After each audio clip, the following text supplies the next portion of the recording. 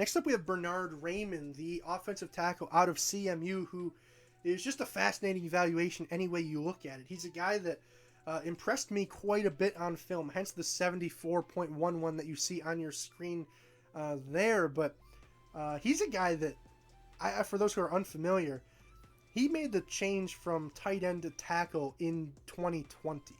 So he has minimal experience at the position. He was a guy that weighed 245 pounds in 2019 and is now 305 pounds. So underwent massive bodily changes to get up to the required weight to really play the position. And I actually think he fills out his frame quite well.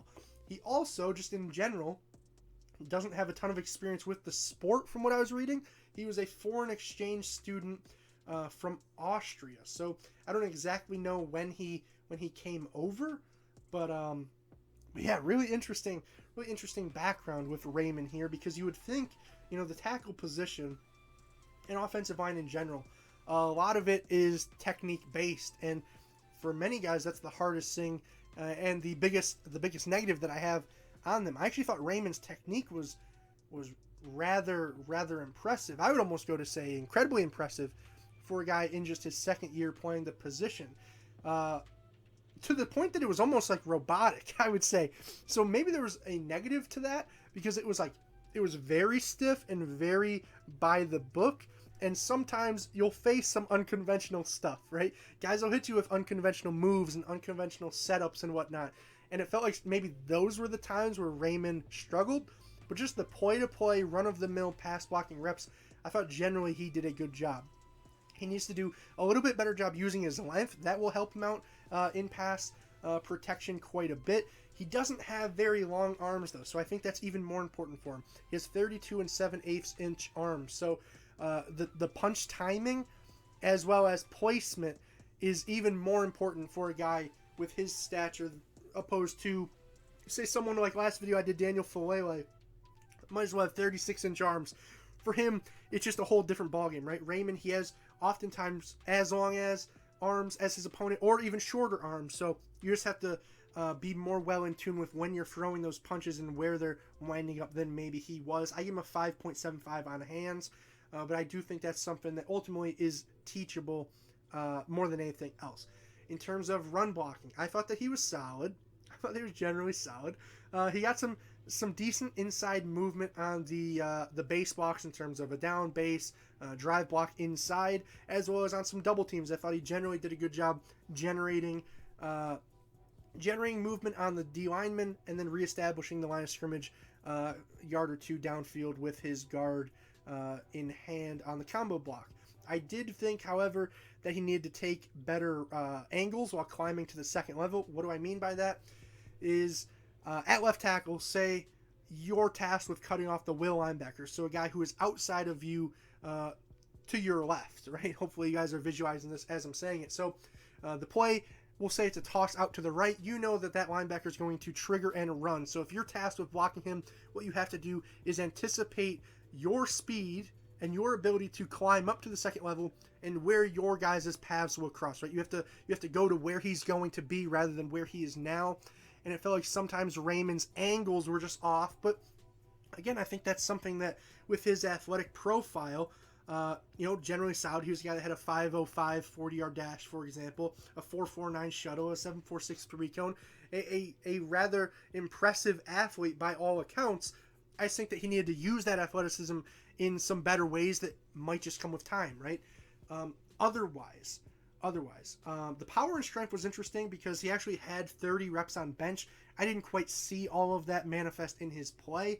I gave him a 7.75 on in that category, but at the same time, the reason maybe I didn't think I saw the power and strength was because of the physicality and finishing, where I gave him a 5.75. I didn't think he was necessarily the meanest guy, right? Sometimes you could see, and it almost looked like, oh, this guy was a former tight end, right? There, I don't want to say there was an element of, of being soft to his game, but I just don't know if he necessarily had the level of physicality that you'd look for out of a guy that you're taking this early in the draft, particularly as a run blocker. It felt like a lot of times it was more like, I don't want to say body bumping, but it felt like there were times where he could be where he could be, oh man, I don't even know the right way to describe this to you guys, to where you can get a good feel for what I'm trying to say.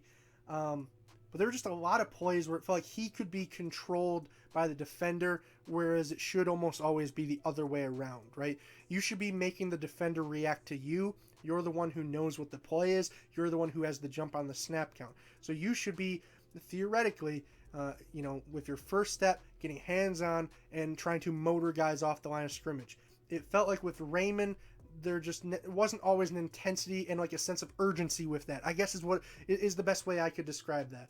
So apologies for bumbling and stumbling there for a minute, but that would be how I would describe his sense of physicality. It just seemed like there was a lack of that sort of sense of urgency. IQ and awareness, I gave him a 5.25 again. Totally teachable because he's so new to the position. I'm maybe a little bit more forgiving on this grade than I would have been on other players, but I thought that he was just pretty late to identify various stunts and blitzes, and he didn't really always seem in tune with what the defense was trying to do, but again, that's going to come with time, I believe, so I'm not as worried about that as I am with, say, some of the other guys that I've graded previously. Otherwise, in terms of just the physical intangibles, I give him a 4.5 out of 5 on size and length, and a 4.75 out of 5 on athleticism. So, all in all, very positive grade here for Raimann. I thought he did a lot of stuff well, especially like that baseline technique, and then from there, I think as he becomes more well acquainted with the position, he could continue to improve and become better and be maybe more adaptable to some of those other circumstances that he's not used to. But one thing that I do need to point out, and I have to mention,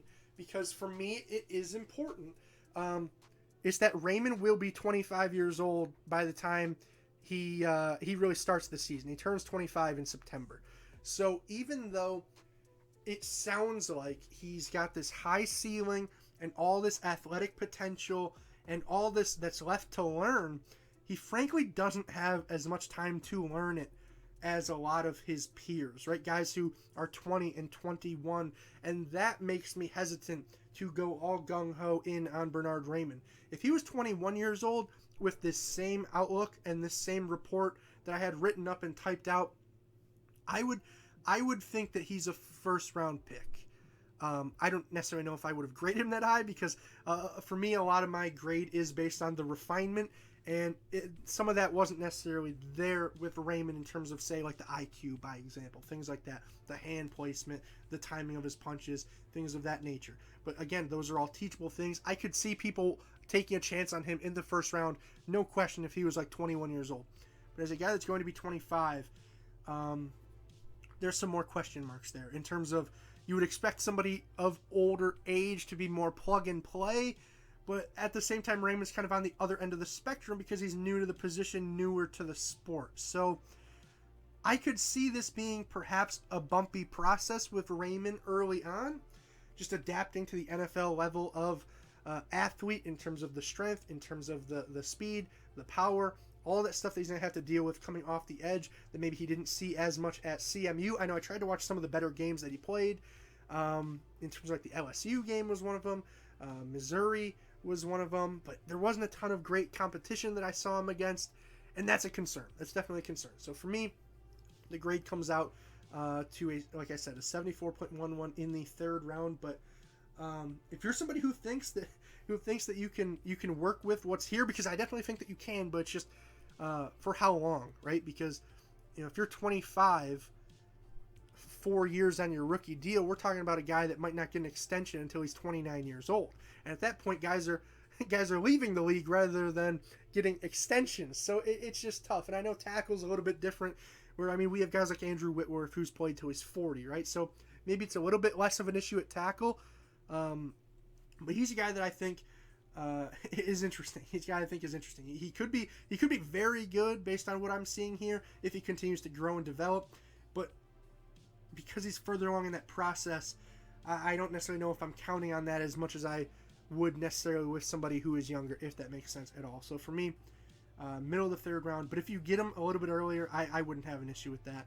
If you're a team that needs a tackle, I'll be interested to see, is he right or left in the NFL level, because his footwork really was good. It really was impressive. Just the like I said, almost the robotic nature to it. It was very consistent. I'm not saying robotic necessarily in a bad way.